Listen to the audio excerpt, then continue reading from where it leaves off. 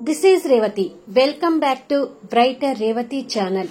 Villain episode number 221. అత్తగారి ఇంట్లో మరదలు ఇస్తున్న పనిష్మెంట్ ని ఫేస్ చేస్తున్న యశ్వంత్. మరి ఈ విషయం సంజుకి తెలిస్తే ఏం జరుగుతుంది? తెలియాలి అంటే కథలోకి వెళ్లాల్సిందే. కథలోకి వెళ్లబోయే ముందు దయచేసి వీడియోకి ఒక లైక్ ఇవ్వండి. లైక్ తో పాటు హైప్ కూడా ఇచ్చి వీడియోని సపోర్ట్ చేయండి. యశ్వంత్ తినబోయే కర్రీస్లో స్వాతి కారం కలుపుతూ ఉంటుంది కదా. ఆ తర్వాత నుండి స్టోరీ కంటిన్యూషన్. అలా తన కసి తీరా కర్రీస్లో కారం వేసి ఎర్రగా కనిపిస్తున్న కర్రీస్ చూస్తూ, మా అక్క జీవితంతో ఆడుకున్న మిమ్మల్ని వదిలేది లేదు అని మనసులో యశ్వంత్ గురించి కసిగా తిట్టుకొని ఆ బౌల్స్ తీసుకుని డైనింగ్ టేబుల్ దగ్గరికి వెళ్ళేసరికి యశ్వంత్ ఆదిత్య భోజనానికి కూర్చొని మాట్లాడుకుంటూ ఉన్నారు. ఏమైనా మన అత్తగారింట్లో మనం భోజనం చేయటం సంతోషంగా ఉంది ఆదిత్య అన్నాడు యశ్వంత్. అవునన్నయ్య అని ఆదిత్య నవ్వుతూ అంటూ ఉండగా స్వాతి ఆ మాటలు వింటూ బౌల్స్ తీసుకుని దగ్గరికి వచ్చి, నిజంగానే మీరు మా ఇంట్లో భోజనం చేయటం అంత సంతోషంగా ఉందా బావగారు అంటూ ఒత్తి పలుకుతూ అడిగింది స్వాతి. స్వాతి ఒత్తి పలికే విధానాన్ని యశ్వంత్ గమనిస్తూనే, నిజంగానే సంతోషంగా ఉంది. ఎంతైనా నా భార్య నన్ను ఇక్కడికి ఆహ్వానించింది కదా అన్నాడు. ఓహో, అంటే మీకు మా అక్క మీద అభిమానం ఉంది కాబట్టి వచ్చారు అంతేనా అని అంది. నా భార్య మీద అభిమానం అంటే చిన్న మాట అవుతుందేమో, తానంటే నాకు ప్రాణం అన్నాడు యశ్వంత్. నిజంగానే అన్నయ్య వదినని ప్రాణంగా చూసుకునేవాడు స్వాతి అన్నాడు ఆదిత్య. అయితే మీ అన్నయ్య గారికి మా అక్క మీద ఎంత ప్రేమ ఉంది అనేది చిన్న టెస్ట్ పెడతాను ఆదిత్య అంది స్వాతి. టెస్టా? ఏం టెస్ట్? ఎలా పెడతావు అని అడిగాడు ఆదిత్య నొసలు ముడిచి. పెద్ద టెస్ట్ ఏమీ కాదు ఆదిత్య, ఏదో సరదాగా చిన్న టెస్ట్ పెడుతున్నాను. మామూలుగా మనం భోజనం చేసేటప్పుడు మధ్య మధ్యలో వాటర్ తాగుతూ భోజనం చేస్తాం కదా, కానీ బావగారు ఎలాంటి వాటర్ తీసుకోకుండా భోజనం కంప్లీట్గా తినేయాలి. అప్పుడే మా అక్క మీద మా బావగారికి ఎంత ప్రేమ ఉంది అనేది తెలుసుకోగలుగుతాను అంటూ కారం కలిపిన కర్రీ బౌల్స్ని యశ్వంత్ ముందు పెట్టింది. కర్రీస్ ఎర్రగా కనిపిస్తుంటే స్వాతి ఆ టెస్ట్ ఎందుకు పెడుతుందో యశ్వంత్కి క్షణంలో అర్థమైపోయింది. స్వాతి చెప్పిన టెస్ట్కి ఆదిత్య కాస్త కోపం తెచ్చుకుంటూ, ఏ మెంటల్, నువ్వు నీ టెస్టులు భోజనం చేసే మధ్యలో వాటర్ తాగకుండా ఎలా ఉంటారు అన్నాడు. ఈ ఒక్కసారికి వాటర్ తాగకుండా భోజనం పూర్తి చేసి మా అక్క మీద ఎంత ప్రేమ ఉందో బావగారు నిరూపించుకోవచ్చు కదా అంది స్వాతి యశ్వంత్ వైపు కన్నింగ్ లుక్స్ ఇస్తూ. టెస్ట్ లేదు ఏం లేదు, ముందు ఇద్దరికి భోజనం వడ్డించు అన్నాడు ఆదిత్య కొంచెం చిరాగ్గా. లేదాదిత్య, ఈ టెస్ట్కి నేను ఒప్పుకుంటున్నాను. ఇది సింపుల్ టెస్టే కదా, ఈ మాత్రం నేను నా భార్య మీద ఉన్న ప్రేమని నిరూపించుకోకపోతే ఎలా అన్నాడు యశ్వంత్. తనేదో పిచ్చి పిచ్చిగా మాట్లాడుతుంది అన్నయ్య, వదిలే అన్నాడు ఆదిత్య. ఆదిత్య అలా అంటూ ఉండగానే యశ్వంత్ ప్లేట్లోకి స్వాతి భోజనం వడ్డిస్తుంటుంది. నేను ఈ టెస్ట్కి రెడీ స్వాతి అన్నాడు యశ్వంత్. అది విని స్వాతి సంతోషపడుతుంటుంది. ఏంటన్నయ్య నువ్వు కూడా అన్నాడు ఆదిత్య. ఏదో పెద్ద టెస్ట్ పెడుతున్నట్టుగా అలా అడ్డుపడతావేంటి ఆదిత్య అని స్వాతి యశ్వంత్ ప్లేట్లోకి అన్నీ వడ్డించి ఆదిత్యకి మరో బౌల్స్లో ఉన్న కర్రీస్ వడ్డిస్తుంటుంది. అదేంటి, నాకు వేరే కర్రీస్ వడ్డిస్తున్నావు అని అడిగాడు ఆదిత్య. అన్ని కర్రీస్ బావగారు తినరు అని చెప్పేసి అక్క బావగారి కోసం స్పెషల్గా కర్రీస్ చేస్తే అవి నేను బావగారికి వడ్డించాను. ఈ కర్రీస్ నీకు అలవాటే కదా అంటూ ఆదిత్యకి రుచిగా ఉండే భోజనం వడ్డించింది. ఆదిత్య నవ్వుతూ, వదిన పైకి కోపంగా ఉన్నా తన మనసులో ఇంకా ఉన్నావని నిరూపించుకోవడానికి వదిన నీకు స్పెషల్గా చేసిన కర్రీసే సాక్ష్యం అన్నయ్య అన్నాడు. ఆదిత్య మాటలకు యశ్వంత్ నవ్వుతుంటే, మాటలాపి ముందు భోజనాలు కానివ్వండి, మీరు త్వరగా తినండి బావగారు అంది స్వాతి లోపల కసిరి చూపిస్తూ. సరే మర్దలు పిల్ల అంటూ యశ్వంత్ కూడా ఒత్తి పలుకుతూ చెప్పి భోజనం కలుపుతున్నాడు. బావ మర్దలు మాటలకి ఆదిత్య నవ్వుతూ రుచికరమైన భోజనం నోట్లో పెట్టుకున్నాడు. అలా యశ్వంత్ కూడా భోజనం కలిపి ఒక్క ముద్ద నోట్లో పెట్టుకోగానే కారం నషాలానికి ఎక్కింది. మామూలుగానే యశ్వంత్ కారం తక్కువ తింటాడు. ఇక అలాంటిది ఇప్పుడు అంత కారం తినేసరికి మంట తట్టుకోలేకపోతున్నాడు. ఆ బాధ స్వాతికి అర్థమవుతూ, ఒక్క మెతుకు కూడా మిగిలించకుండా అక్క మీకోసం చేసిన స్పెషల్ కర్రీస్ కలుపుకొని భోజనం పూర్తి చేయాలి బావగారు అని అంది యశ్వంత్కి ఇంకా వడ్డిస్తూ. మంట మండుతుంటే యశ్వంత్కి పక్కనున్న వాటర్ తాగాలని ఉన్నా సంజు మీద ఉన్న ప్రేమతో వాటర్ తాగలేకపోతూ మరదలు కోరిక మేర భోజనం కలుపుకొని తింటున్నాడు. మంటకి కళ్ళల్లో నీళ్లు వస్తున్నా తమ్ముడు ముందు కంట్రోల్ చేసుకుంటున్నాడు. స్వాతి చేస్తున్న వైపరీత్యం ఆదిత్య అర్థం చేసుకోలేక, ఎంతైనా భోజనాలు చాలా బాగున్నాయి స్వాతి అని చెప్తూ మధ్యలో నార్మల్గా వాటర్ తాగుతూ భోజనం చేస్తున్నాడు. యశ్వంత్ వాటర్ తాగకపోవటం ఆదిత్య చూస్తూనే, మరీ ఇబ్బందిగా ఉంటే వాటర్ తాగు అన్నయ్య, తన మాటలు పట్టించుకోకు అని అన్నాడు. వద్దు ఆదిత్య, నేను వాటర్ తాగకుండానే భోజనం చేస్తాను అని చెప్పి మొండిగా ఆ కారం ఫుడ్ తింటున్నాడు. యశ్వంత్ మాట ఇచ్చే విషయంలో మొండివాడు అని తమ్ముడికి తెలుసు కాబట్టి ఇక సైలెంట్ అయిపోయి ఆదిత్య మౌనంగా భోజనం చేస్తున్నాడు. యశ్వంత్ పడుతున్న అవస్థ స్వాతికి అర్థమై మనసులో కసి తీరా సంతోషపడుతుంటుంది. రూమ్లో సంజు తండ్రికి టాబ్లెట్స్ అన్నీ ఇచ్చి, ఉదయం నుంచి బాగా అలసిపోయి ఉన్నారు నాన్న, ఇక పడుకోండి అని అంది. సరేనమ్మా, యశ్వంత్ ఆదిత్య భోజనం చేస్తుంటారు కదా, వెళ్ళి వాళ్ళ భోజనాల సంగతి చూడు అని చెప్పి రామ్నాథ్ గారు పడుకున్నారు. సరే నాన్న అని చెప్పి సంజు బయటకొచ్చి అన్న తమ్ముడు భోజనం చేయటం, స్వాతి ఇద్దరికీ వడ్డించడం చూస్తూ డైనింగ్ టేబుల్ దగ్గరికి వచ్చింది. వదినా, మీ చెల్లెలు అన్నయ్యకి ఒక టెస్ట్ పెట్టింది, వాటర్ తాగకుండా భోజనం చేయాలంట అని ఆదిత్య ఉన్న విషయం చెప్తే, నీ మొహం, తినేటప్పుడు టెస్టులేంటి అంటూ సంజు స్వాతి మీదకు కోపంగా విరుచుకుపడింది.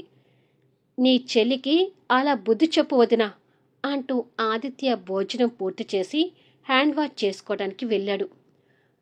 అబ్బా, ఈ మాత్రానికే బావగారు అరిగిపోర్లే అక్క అంటూ స్వాతి యశ్వంత్కి ఉన్న కర్రీస్ మొత్తం వడ్డిస్తుంది. యశ్వంత్ కడుపులో ఉన్న మంటని సంజుకి తెలియనివ్వకుండా మౌనంగా భోజనం చేస్తున్నాడు. ఆదిత్యకి ఏదో ఫోన్ కాల్ వస్తే హ్యాండ్ వాష్ చేసుకుని కాల్ మాట్లాడుకుంటూ అక్క నుండి బయటికి వెళ్ళాడు.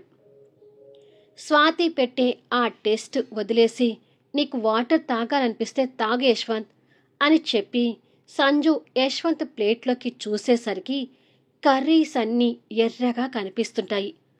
వాటర్ తాగకుండా భోజనం చేయాలని టెస్ట్ స్వాతి ఎందుకు పెట్టిందో ఎర్రగా కనిపిస్తున్న ఆ కర్రీస్ చూస్తుంటే సంజుకి క్షణంలో అర్థమైంది. యశ్వంత్ ఆ మంటని పళ్ళ బిగున భరిస్తూ ఆ భోజనం చేస్తున్నాడని సంజు తెలుసుకొని, ఒక టైంలో ఇద్దరూ కలిసి ఫామ్ హౌస్లో ఉన్నప్పుడు సంజు చేసిన వంటలు స్పైసీగా ఉండేసరికి ఆ కాస్త మంట కూడా తట్టుకోలేక, ఇంత కారంగా వంటలు చేస్తారా, కారం ఇలా ఉంటే నేను తినలేను అని సంజుకి యశ్వంత్ చెప్పడం గుర్తొచ్చే లోపే యశ్వంత్ స్వాతి పెట్టిన కర్రీస్ని భోజనాన్ని అప్పటికే పూర్తిగా ఖాళీ చేశాడు. యశ్వంత్ బాధ స్వాతికి సంతోషంగా అనిపిస్తూ ఉంటే సంజు మాత్రం కంగారు పడుతుంటుంది. యశ్వంత్ వాటర్ వైపు చూసి వాటర్ తాగాలని అనిపిస్తున్నా సంజుని చూసి తాగలేక హ్యాండ్ వాష్ చేసుకోవటానికి వెళ్ళాడు. బాగా అయింది అని స్వాతి తిట్టుకుంటూ అక్కడ ఖాళీ అయిన డిష్ బౌల్స్ తీసుకొని కిచెన్లోకి వెళ్ళిపోయింది. హ్యాండ్ వాష్ చేసుకున్న యశ్వంత్ మంటతో అల్లాడిపోతూ ఎర్రగా మారిన కళ్ళని సంజుకి చూపించలేక అక్కడి నుండి రూములోకి వెళ్ళిపోయాడు. యశ్వంత్ పడుతున్న అవస్థ సంజుకి అర్థమై మనసు భారం అవుతుంటే అక్కడున్న వాటర్ బాటిల్ తీసుకుని యశ్వంత్ ఉన్న రూములోకి వెళ్ళింది. యశ్వంత్ వెనుకగా కనిపిస్తూ విండో దగ్గర నిలబడి మండుతున్న పొట్ట పట్టుకుని ఉన్నాడు. ఆ మంటకి కళ్ళల్లో గిర్రున నీళ్లు తిరుగుతూ ఉన్నాయి. ఇంతకుముందు ఆదిత్య, సంజు ఉన్నారని ఆ కన్నీళ్లు కంట్రోల్ చేసుకున్నాడు గాని ఇప్పుడు అసలు కంట్రోల్ చేసుకోలేకపోతున్నాడు. యశ్వంత్ బాధ సంజు పూర్తిగా అర్థం చేసుకుని బాధపడుతూ దగ్గరికి వచ్చి యశ్వంత్ అని పిలిచింది. తన పిలుపు విని యశ్వంత్ ఆ బాధని కంట్రోల్ చేసుకోవాలని చూస్తున్నాడు కానీ అసలు యశ్వంత్ వల్ల కావడం లేదు. నోటిలోనూ కడుపులోనూ కారం తన పని తను చేస్తుంటే యశ్వంత్కి కళ్ళల్లో నీళ్లు తిరుగుతున్నాయి. సంజు దగ్గరికి వచ్చి యశ్వంత్ షోల్డర్ మీద చేయి పెట్టి ముందుకు తిప్పుకుంది. కళ్ళు ఎర్రగా మారిపోయి కన్నీళ్లు పెడుతున్న యశ్వంత్ని చూడగానే తన మనసు తరుక్కుపోతూ ముందు నీళ్లు తాగు యశ్వంత్ అంటూ ఆ బాటిల్ అందించింది. వద్దు సంజు అన్నాడు మంటతో అల్లాడిపోతూ. అది పైత్యంతో నీ మీద పగ సాధిస్తుంటే నువ్వు దాని మాటలు పట్టించుకుంటావేంటి యశ్వంత్, ముందు నీళ్లు తాగు అంటూ బలవంతం చేసింది. ప్లీజ్ వద్దు సంజు అంటూ ఆ మంటతో బాధపడుతూనే పక్కకు వెళ్ళాడు. చెప్పేది నీకే యశ్వంత్ అంటూ సంజు యశ్వంత్కి ఎదురుగా వచ్చి చేతుల్లో బాటిల్ పెట్టింది. మా అక్క మీద ప్రేమ నిరూపించుకోవాలి అంటే మీరు వాటర్ తాగకుండా ఉండాలి అని మరదలన్న మాటలు ఇంకొకసారి గుర్తొచ్చి నోరంతా మంట మండుతున్నా కంట్రోల్ చేసుకుంటూ తాగలేను సంజు అంటూ ఆ బాటిల్ పక్కకు పెట్టాడు.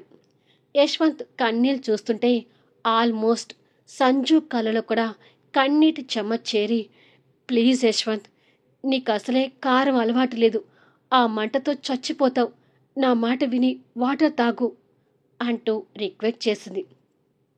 వద్దు, నన్ను ఇబ్బంది పెట్టకు, నువ్వు ఇక్కడి నుంచి వెళ్ళు అన్నాడు ఆ బాధని సంజు చూడలేకపోతుందని అర్థం చేసుకుంటూ.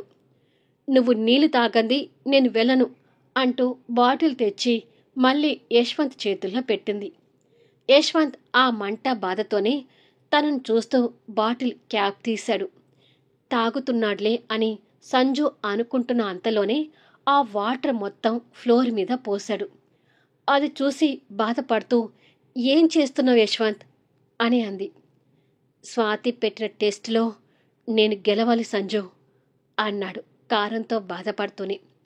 యశ్వంత్ అంత మొండిగా మాట్లాడుతుంటే సంజు కూడా ఇక ఏమీ మాట్లాడలేక కంటతడి పెడుతూ యశ్వంత్ వైపు చూస్తుంటుంది. క్షణం క్షణం గడిచే కొద్దీ యశ్వంత్ నోటి మంటను తట్టుకోలేక కంట్రోల్ చేసుకోలేక కంటతడి పెడుతుంటే ఇక సంజు యశ్వంత్ బాధ చూడలేక తనకి ఏదో థాట్ వచ్చి ఆ థాట్కి కలవరపడి ఏదైతే అదే అవుతుంది, యశ్వంత్ని ఇలా చూడలేను అని అనుకొని అడుగులో అడుగు వేసుకుంటూ దగ్గరగా వస్తుంటుంది. నన్ను చూస్తే నువ్వు ఇలాగే బాధపడతావు సంజు, నువ్విక్కడి నుంచి వెళ్ళిపో అన్నాడు యశ్వంత్. కానీ సంజు యశ్వంత్ బాధను చూడలేక దగ్గరగా వచ్చి యశ్వంత్ మొహాన్ని చేతిలోకి తీసుకుంది. సంజు ప్రవర్తనకు యశ్వంత్ మంటతో బాధపడుతూనే ఆశ్చర్యపోతున్నాడు. ఇక సంజు క్షణం కూడా ఆలోచించకుండా టక్కున యశ్వంత్ పెదవులు అందుకొని ముద్దాడుతూ ఉంటుంది. సడన్గా జరుగుతున్న ఆ చర్యకి యశ్వంత్ కళ్ళు విప్పార్చుకున్నాయి. ఆ కిస్ మైకంలో యశ్వంత్ మంటను మర్చిపోతున్నాడు. ఒక పక్క సంజు కంటతడి పెడుతూనే యశ్వంత్ ఆ మంటను మర్చిపోయేలా తనివి తీరా గాఢంగా యశ్వంత్ పెదవులని ముద్దాడుతూ ఉంది. చాలా రోజుల తర్వాత మనసులో ఉన్న దేవత నుండి అంతటి తీయటి బహుమానం అందుతుంటే యశ్వంత్ అయినా కాదనుకోలేడు కదా. తన పెదవులతో అతని పెదాలని ఇంకా జత కలిపి గాఢంగా సహకరిస్తున్నాడు. ఆ కిసులో ఇద్దరు ట్రాన్స్లో ఉండిపోయి క్షణాలు నిమిషాలు గడుస్తున్నా ఇద్దరికి ఊపిరి భారం అవుతున్నా పెదవుల్ని వీడటం లేదు. అసలు ఇక మంట అంటే ఏంటి అనేది యశ్వంత్ పూర్తిగా మర్చిపోయి సంజు తలను 2 చేతులతో పట్టుకొని తన పెదవుల నుండి అమృతాన్ని ఆస్వాదిస్తున్నాడు. సంజు చెయ్యి కూడా యశ్వంత్ తల వెనుక హెయిర్లోకి దూరిపోయింది. ఇలా సెకండ్ల నుంచి నిమిషాలుగా టైం గడుస్తూ ఉంటే సంజుకి ఊపిరి భారమై కష్టం అవుతుంది అని యశ్వంత్ గ్రహించి తనని కొద్దిసేపటికి వదిలేశాడు. అప్పటికి కంటతడి పెడుతూనే ఉన్న సంజు కళ్ళ నిండా నీళ్లు నింపుకొని యశ్వంత్ వైపు చూసింది. సంజు ప్రేమని ఎన్నో రోజుల తర్వాత చవి చూసిన యశ్వంత్ తనని ఆత్మీయంగా చూస్తుంటే ఓ పక్క సంజుకి యశ్వంత్కి అలా ముద్దు పెట్టడం బాధపడుతూనే కంటతడి పెట్టుకుంటూ అక్కడి నుండి వెళ్ళిపోయింది. యశ్వంత్ ఇక మంట బాధ మొత్తం తొలగిపోయి సంజు ఉన్న కోపంలో కూడా అలా ప్రేమను చూపించడం, ఇప్పుడు అలా కోపంగా వెళ్ళిపోవడం చూస్తూ బాధపడుతున్నాడు. సంజు కంటతడి పెట్టుకుంటూ ఆ రూమ్ నుండి బయటికి వచ్చేసరికి కిచెన్ నుండి వచ్చిన స్వాతి తనకు ఎదురైంది. సంజు కంటతడి పెట్టుకోవటం స్వాతి గ్రహించి, ఏమైందక్కా? ఏంటి నీ కళ్ళలో ఆ కన్నీళ్ళు అని అడిగింది. ఆ మాటలు వింటూ వాళ్ళని చూస్తూ ఆదిత్య ఓ పక్కగా వస్తుంటే సంజు చెల్లెలి మీద ఒక్కసారిగా విరుచుకుపడి కోపాన్ని కంట్రోల్ చేసుకోలేక స్వాతి చెంపమించి గట్టిగా ఒకటి పీకింది. మళ్ళీ నెక్స్ట్ వీడియోలో కలుద్దాం. కథ నచ్చితే దయచేసి లైక్ చేయండి, హ్యాపీ ఇవ్వండి, మీ అమూల్యమైన కామెంట్స్ షేర్ చేయండి. Thank you for listening.